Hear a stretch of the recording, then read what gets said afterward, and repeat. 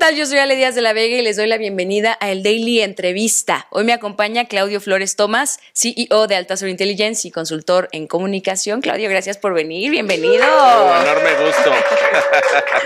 Enorme gusto estar aquí en Abejorro Media en El Daily Diario. Ay, pues muchas gracias. Oye, vámonos directo al grano. Sí. Vienen las elecciones más grandes del país. Siempre ¿Otra nos vez? dicen eso. Otra vez, ¿no? Cada proceso electoral es el más grande. Pero bueno, vamos a elegir presidencia de la República, 9 gubernaturas, senadurías, diputaciones federales, se renuevan congresos locales, ayuntamientos. Son más de 20,000 cargos de elección popular que van a estar en la boleta el próximo 2 de julio. Hay muchos retos, además de la magnitud. ¿Cuál consideras tú que es el más grande que enfrentamos como país en este proceso electoral? Ale, pues me parece que el más importante tiene que ver evidentemente con que no es una elección cualquiera. Creo que en este ciclo político lo que estamos viviendo en esta elección que viene dentro de unos cuantos, unos 60 y tantos días, es la definición del rumbo del país para los siguientes 6 años. Es muy importante porque estamos en una elección que va a marcar la continuidad o el cambio frente al López Obradorismo. Claro. A mí me parece que hay grandes probabilidades de que haya continuidad a nivel federal, pero también vamos a ver discontinuidades o cambios a niveles locales, a niveles estatales o municipales que van a reconfigurar, me parece, el escenario político nacional. Las 3 grandes preguntas son, me parece, ¿quién va a quedar en la presidencia de la República? ¿No? Hay 2 candidatas punteras. Ahí la buena noticia, Ale, me parece que independientemente de cuál de las 2 gane, va a haber una primera presidenta mujer en México y la neta creo que es algo que hay que celebrar, aunque sean 2 proyectos políticos completamente distintos. El segundo elemento es el Congreso, porque el Congreso va a determinar qué tanto poder va a tener la presidenta, suponemos, si es que no nos sorprende Álvarez Maínez, ¿verdad? Uy, sí, imagínate. Pero bueno, la siguiente presidenta, vamos a ver con qué Congreso cuenta. Cuenta con un Congreso que le va a dar margen y manga ancha para hacer lo que quiera, digamos, en términos de legislativos, o va a tener restricciones y no va a tener las mayorías suficientes para hacer, por ejemplo, cambios constitucionales. Y el tercer elemento, Ale, es la Ciudad de México. Me parece una ciudad en la que en la zona metropolitana de la Ciudad de México viven más o menos 1 de cada 5 mexicanas o mexicanos. Me parece que el destino de ese 20% del país pues es muy importante para marcar el derrotero de lo que sigue, porque además la Ciudad de México ha tenido una vocación opositora, salvo en este ciclo, en estos 5 años del ciclo López Obradorista, siempre había tenido gobiernos opositores a los gobiernos federales y me parece que esa lucha y ese conflicto trajo buenas cosas para los chilangos y las chilangas. Sí, claro, aparte creo que en la Ciudad de México está muy marcado, ¿no? Esa, sí, digamos, esa oposición de proyectos. Exacto. Lo vimos en 2021, cómo cambió, digamos, la integración de las alcaldías en la capital. Sí, hay un poniente y un oriente que han votado cosas distintas. Sí. Tú, en ese sentido, vamos a adelantarnos un poquito hacia esa parte. Sí. Ahora vuelvo al tema de violencia que quiero preguntarte.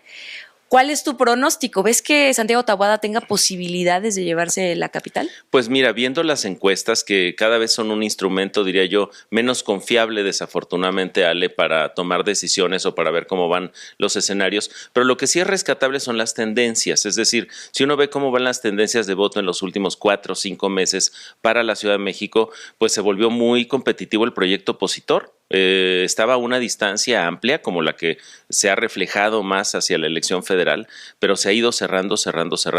Me parece que también hay que decirlo, los conflictos al interior de la campaña oficialista de Clara Brugada pues tienen efectos en las campañas. Las campañas son 3 meses de lucha intensísima donde cada hora, cada día, cada evento puedes sumar o restarte como candidata o candidato, y yo creo que el hecho de este supuesto pleito con Claudia Sheinbaum, este artículo de Viridiana Ríos que en Milenio explicaba un poco las 5 grupos que luchan al interior de la campaña de Clara Brugada por tomar el control y definir la ruta. Me parece que eso genera desorden, y ese desorden, además de ciertos problemas de salud de la candidata, entiendo que la operaron recientemente de la cadera, pues le está generando problemas para una campaña que es agresiva, rápida, intensa, y donde si no estás al 100, se nota rápidamente en el proceso electoral. Además de que hemos podido ver también que no es la favorita de Claudia Sheinbaum. Está desprotegida, ¿no? No está alineada con la candidatura más importante, que es la presidencial. Incluso yo creo que se nota un poco en las salidas de Clara Brugada, que por otra parte hay que decir es una candidata muy competitiva, es una candidata que tiene, digamos, en su relato pruebas desde su, digamos, propuesta de desempeño en Iztapalapa, está destacando el tema de las utopías, pero la obsesión que tiene Clara, me parece, a la hora de estar demostrando que sí está con Claudia y que fue una gran jefa de gobierno en la Ciudad de México, claro, y logró muchas cosas, se nota demasiado esta operación cicatriz, que lo que nos hace evidentes a quienes analizamos lo político electoral es que hay una herida, un problemita, claro, sí, ¿no? sí, Ahora sí que hay problemas en casa. Sí, ¿no? claro. Oye, vamos a volver un poquito como a la perspectiva nacional. De acuerdo con datos de DataInt, hasta el 15 de marzo había 85 personas vinculadas al proceso electoral que han sido asesinadas. Sí. La violencia está enmarcando este proceso electoral. 25 de ellas, cuando menos, eran candidatas o candidatos. Bueno, sí, aquí en el Daily Diario, por lo menos una vez a la semana, hemos estado anunciando, ¿no? Dando la nota triste de que hay un candidato o una candidata más que perdió la vida, que fueron asesinados por violencia política. En ese sentido, yo te quiero preguntar, ¿crees que el gobierno federal está haciendo un buen trabajo en la protección de candidatas y candidatos? ¿Qué tanto puede definir la violencia? Los nuevos cuadros o los nuevos grupos que van a entrar a la política y que van a estar tomando decisiones los próximos 3 o 6 años. De acuerdo. Sí, Ale, yo en ese sentido soy muy pesimista y deja decirlo con todas sus letras. Yo creo que el gobierno federal está haciendo un pésimo trabajo cuidándonos a todas y a todos, incluyendo a candidatas y candidatos. Es decir, lo que estamos viendo es un fenómeno generalizado de violencia donde amplios territorios de este país están bajo el control fáctico de la delincuencia organizada, de los grupos delincuenciales, del narcotráfico, que son los que verdaderamente mandan. Yo lo decía respecto, por ejemplo, a Guerrero, y decía, la verdadera gobernadora de Guerrero es la delincuencia organizada.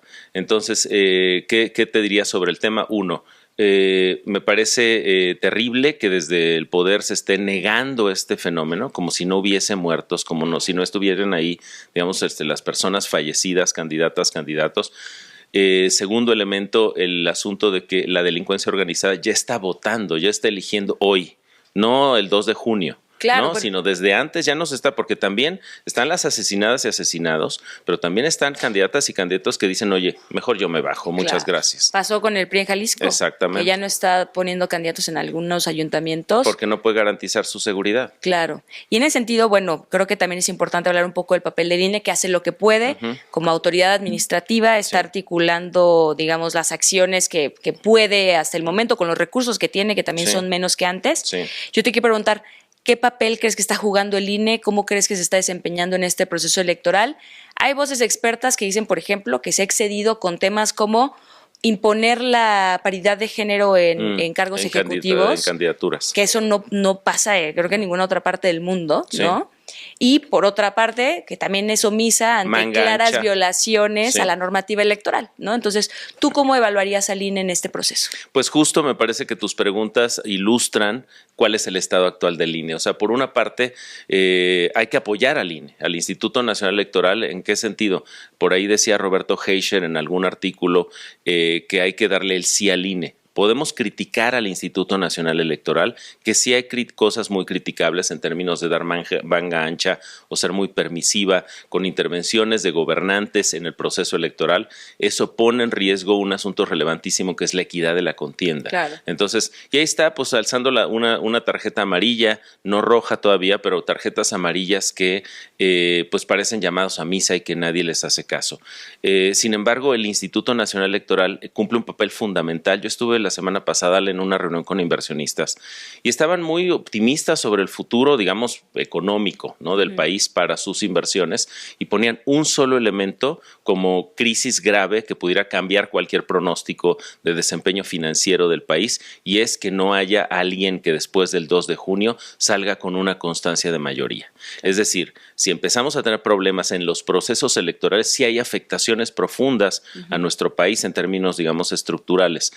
Ahora, el Instituto Nacional Electoral está semicooptado, está semi-erosionado. ¿A qué me refiero? A los recortes presupuestales, a los ajustes, pero también a los ataques narrativos o discursivos desde el poder que lo han debilitado, lo han hecho que la ciudadanía lo veo incluso con cierta, digamos, duda o desconfianza. Eso le hace mal a nuestra democracia y le hace mal a México. Por eso yo creo que una de las cosas, soy optimista sobre el papel del INE todavía. Hay signos que me generan desconfianza respecto al desempeño del instituto, justo cuando empezamos a verlo permisivo o alineado con el poder en vez de ser una autoridad autónoma como tiene mandatado. Es uno de los 3 pilares que sostienen nuestra democracia: Tribunal Electoral, Instituto Nacional Electoral y, digamos, la Fiscalía, que ya no existe de delitos electorales. Y digo, no existe porque no ha operado nada. No sé cuál es la última nota que has tenido aquí sobre la Fiscalía de Delitos Electorales. ¿No? Sí, desaparecida. Y entonces yo diría que, ¿cómo cierro esta idea? Un buen Instituto Nacional Electoral garantiza 2 cosas: la certeza en el proceso electoral y la incertidumbre en quién va a ganar. Porque si ya sabes quién va a ganar, es que no hay un proceso electoral libre. Oye, pero aquí mencionas algo muy interesante. Dices, digamos, el sistema electoral es tripartito. Está el INE, está la FEPADE desaparecida, una desaparecida más, Andrés Manuel. Está la FEPADE desaparecida y el Tribunal Electoral, que ahorita también tiene sus pedillos, si me permites el término. Claro, ¿no? sí. ¿Por qué? Porque tenemos un tribunal electoral que está debilitado, que tuvo una revuelta interna muy recientemente. Bueno, pero es la tercera revuelta que tiene. Se ve que no se llevan muy bien, digamos, quienes lo integran. Y, además le faltan 2 magistrados. Y le faltan 2 magistrados, exactamente, con lo cual está incompleto. Es un poco lo que ha logrado este gobierno federal al tener a estas instituciones, estos órganos del Estado mexicano semicompletas. Igual está el INAI, que le faltan ahí unos comisionados o comisionadas, y me parece que en el caso del INE eso sí genera efectos concretos. Es decir, yo les preguntaría a quienes nos están viendo, por ejemplo, la conducción de las sesiones de Consejo General del Instituto Nacional Electoral, pues se han vuelto medio un circo. Claro. No habíamos visto ese descontrol, digamos, en la agenda, se dan con todo, periódicos. Está bien, es más show, pero no sé si es mejor para el desempeño electoral, que es al final lo que nos importa. También los partidos metieron a sus figuras estelares, pesadas, ¿no? Claro. Pues ahí están dándose con todo. Guadalupe Naranjo, Noroña, que además les gusta, digamos, son muy performáticos. Les gusta mucho que haya show. Sí, ¿no? Les gusta la cámara. Exacto. Diciendo cosas. Oye, yendo a la parte política.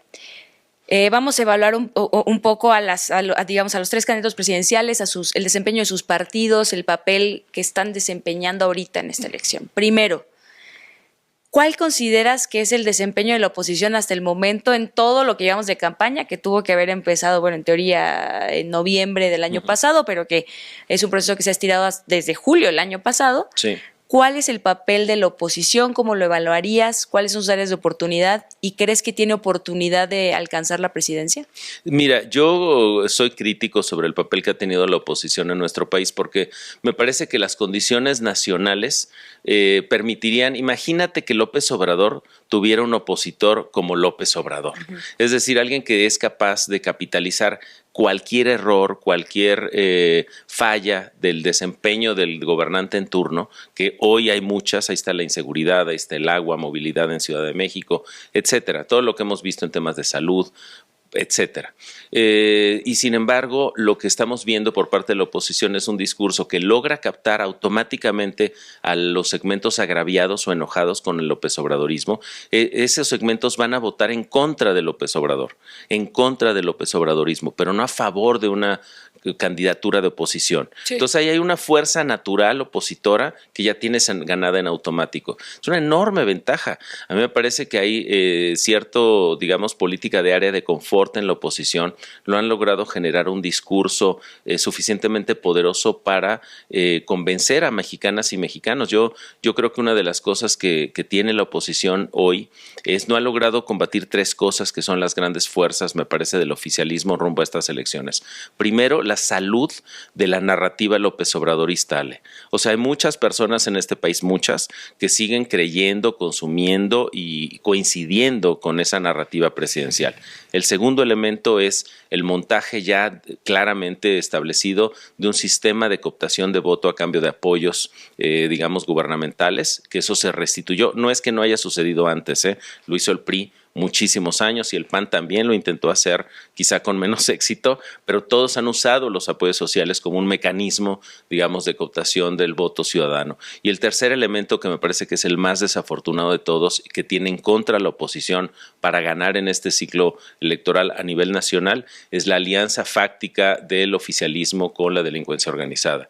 Eso está reportado en muchos medios de comunicación y análisis, pero fácticamente estos delincuentes pues están interviniendo en el proceso electoral, matando, asesinando candidatas y candidatos, acosándolos para que digamos se bajen cuando no les gustan, pero también el día de las elecciones hemos visto cosas terribles, lo vimos en Baja California en el proceso electoral del 2021, en el que pues incluso durante en algunas de las casillas pues la delincuencia puso restos humanos, con lo cual evidentemente esa casilla ya no contaba. Ese es el fenómeno, me parece, que tenemos hoy enfrente, y eso me hace ser poco optimista respecto a las posibilidades de triunfo de Xóchitl Gálvez frente a Claudia Sheinbaum, porque Claudia tiene detrás todo el oficialismo, todos los recursos, todo el apoyo, la intervención sistemática del presidente y de otras figuras gubernamentales a su favor. También estamos viendo en términos mediáticos, pues una alineación, estamos viendo cambios interesantes en medios televisivos o periodísticos recientemente, salidas de plumas que son críticas con el López Obradorismo. Carlos Bravo Regidor, ¿no? Ayer. Carlos Bravo Regidor, también estaba Laura Brogés. Uresti hace poco. Azucena Uresti, es decir, hay un proceso y también un proceso de recambio, es decir, salen esas plumas y cuáles entran, ¿no? Y no entran Tatolini van a meter seguro.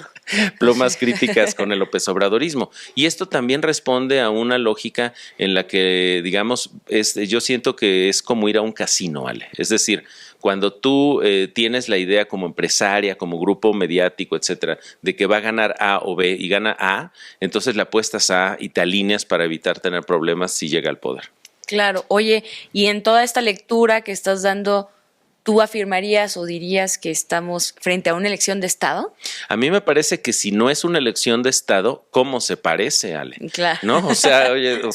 Mira, no es una elección de Estado y pongamos algunos argumentos. El presidente respeta sistemática y disciplinadamente el proceso electoral y no interviene en él. ¿Checo no? No. Ok.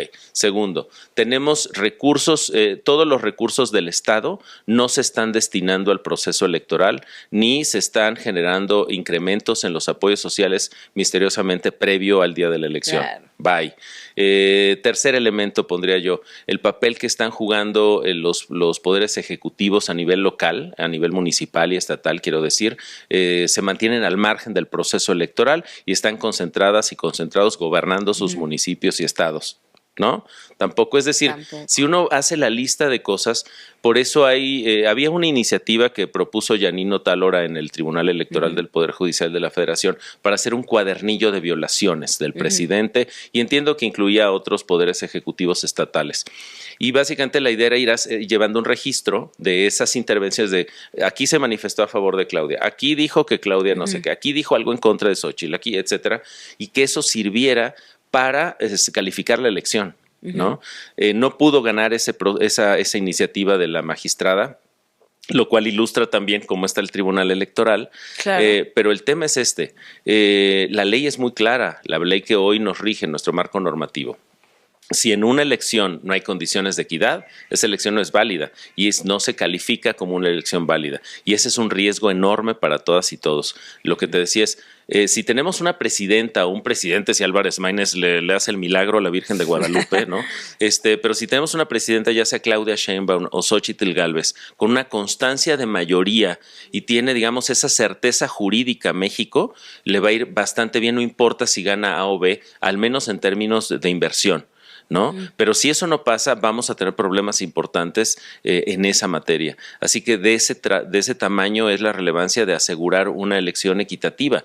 Y yo creo que hoy estamos en la rayita, por eso te decía, si no es una elección de Estado, ¿cómo se parece? En la rayita de vulnerar la equidad en la contienda. Claro, digo, ahí te estás hablando también de la relevancia de tener instituciones electorales democráticas y fuertes, autónomas, que han sido erosionadas, desgastadas de manera consistente desde hace 5 años y que resisten. por lo Sí. mismo, ¿no? O sea, sí han sufrido cierto Sí, desgaste, sí. pero permanecen con ciertos procesos que están inmaculados y que permiten garantizar esta certeza, ¿no? De que al menos Sí. hubo un proceso medianamente democrático en el que donde nuestros votos contaron, así donde es. nuestras vecinas y vecinos organizaron en las casillas esa recolección de votos, esa contada de votos, llevarlo digamos, a las autoridades del Instituto Nacional Electoral.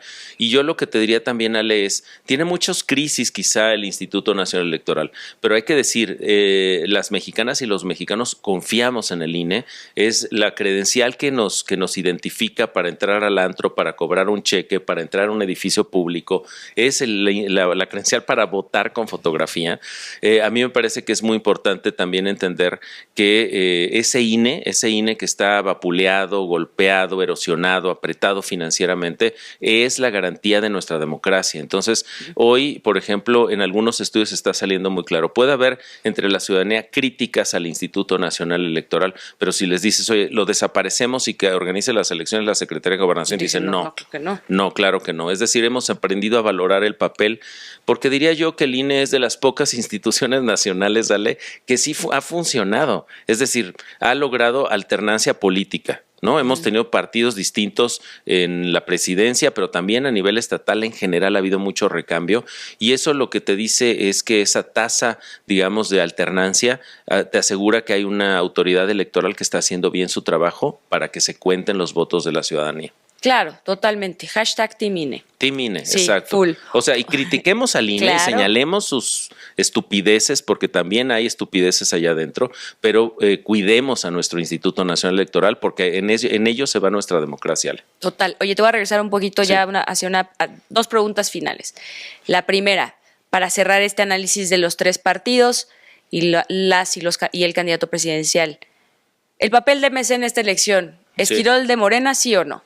Yo creo que no. Mira, yo tengo una idea de MC en el sentido de que es una fuerza política que está luchando por su propia identidad y está apostando por el largo plazo, es decir, por su autonomía frente a un contexto de plebiscito. Esa es la dificultad que tiene hoy MC. En una elección plebiscitaria donde es A o B, continuidad de López Obrador o cambio hacia otra cosa, es muy fácil calificar de Esquirol a una opción política, pero tiene todo el derecho de ser una tercera alternativa. Y se ha criticado mucho de que fácticamente juega como Esquirol y le roba votos a la oposición. Es que lo hizo en el Estado de México. Exacto, y lo ha hecho además pragmáticamente en otras elecciones, pero yo creo que eso mismo estaría haciendo el PAN, el PRI, el PRD, Morena, etcétera, si estuvieran en esa posición. Es decir, es muy fácil criticar lo que hace MC, y eso, yo no soy simpatizante del partido ni nada por el estilo, pero me parece que las fuerzas políticas nacientes tienen que tener un espacio en el que puedan generar su diferenciación. Si comparamos, por ejemplo, MC con el Verde o con el PT, pues están haciendo un juego completamente distinto, ¿no? Yo creo que el problema es que nuestros partidos políticos, Ale, están premiando el éxito a cualquier precio. Entonces la lógica de los partidos es muy pragmática, es orientada a fines, a tener el poder, a llegar al poder. Y entonces todo lo que tiene que ver con lo ético queda en segundo plazo frente a lo pragmático, que queda en segundo lugar frente a lo pragmático. Yo creo que MC está haciendo su juego, este es un juego que le va a permitir ser diferente, ser llamada la tercera opción, y eso puede darles muchos votos en el futuro. Ahorita creo que MC no va a ser relevante, creo que con un buen discurso de oposición de voto útil podrían dejarlo literalmente como lo que ha sido. Si has visto por ejemplo, el debate de la Ciudad de México, me parece que fue muy evidente, incluso en las palomitas de Salomón Chertorivsky, claro, como ellos mismos están asumiendo una posición de espectadores, ¿no? Sí, es correcto. Oye, y ya, para cerrar, si hiciéramos una quiniela, yo te preguntara, ¿quién se lleva la presidencia, la jefatura de gobierno de la Ciudad de México? La elección ya es mañana, ¿eh? Sí. Y, bueno, con las condiciones de hoy que también. Sí. ¿Y cómo sería más o menos la integración del Congreso de la Unión Sí. ¿Cuál sería tu pronóstico? Mira, mi pronóstico es, y eso, un pronóstico a más de 60 días de distancia siempre es muy riesgoso, pero mira, yo siempre me encantan estos pronósticos porque así se construyen las quinielas. Yo qué diría, hoy veo con muchas más probabilidades de ganar la presidencia de la República a Claudia Sheinbaum, hoy. Me parece que Santiago Taboada tiene altas probabilidades de retar y ganarle la elección a Clara Brugada, y creo que no va a haber mayoría para Morena en el Congreso, mayoría para poder hacer cambios constitucionales, pero quizás sí mayoría para hacer otro tipo de legislaciones sobre reglamentos. Un poquito menos de diputados y senadores que los que tiene hoy. Okay. Ahora, perdónale, déjame decirte ahora sí un bonus track. A ver. La estrategia que está siguiendo Morena para el Senado me parece interesantísima, que es, ¿por qué Morena no está yendo en ciertos estados con, digamos, en alianza por el Senado? Porque está jugando con el Verde, sobre todo, para tener los 2 senadores o senadoras de mayoría. Y que entre por primera minoría. Y entonces tener 3 senadores por estado. Si esa jugada le sale bien a Morena, aguas, porque ahí sí podría lograr un número de senadoras y senadores que no había tenido hasta el día de hoy. Es una jugada muy interesante. Por favor, vean en qué estados van separados Verde, PT y Morena para el Senado, y ahí está la estrategia muy clara. Y eso está generando incluso calentamientos interesantes, por ejemplo, Tamaulipas, donde el Verde va con Eugenio Hernández y con Maki, no me acuerdo el apellido, parecen ser más competitivos que la fórmula de Morena, lo cual también puede ser un dolor de cabeza para el partido. Claro, no se imaginan entrar ellos por primera minoría, ¿no? Exacto, imagínate que tengan un senador de Morena y 2 del Verde. Claro. ¿No? Oye, Claudio, pues muchas gracias con este análisis, nos quedamos, gracias por haber estado aquí. Muchas gracias, Ale, un gustazo estar aquí en Abejorro Media en Daily Diario. Pues gracias a ustedes por habernos acompañado, yo soy Ale Díaz de la Vega y esto fue el Daily Entrevista, nos vemos a la próxima.